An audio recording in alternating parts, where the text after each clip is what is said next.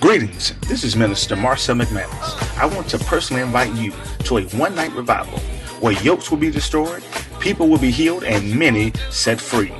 Are you tired of being bound, depressed, sick, or struggling with the same thing? The book of Nahum, the first chapter and the 13th verse says, "For now will I break his yoke from off thee, and will burst thy bonds in sunder." If you're looking for a place to go on this Friday, meet me at Mount Sinai Covenant Church, 708 Northside Drive, East Dublin, Georgia. Starts at 8 p.m. The host pastor is Apostle W.J. Emmon.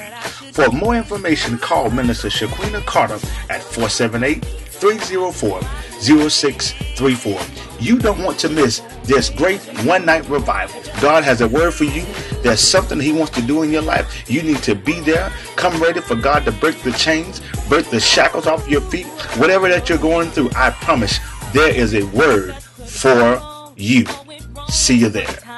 So much pressure fell on me.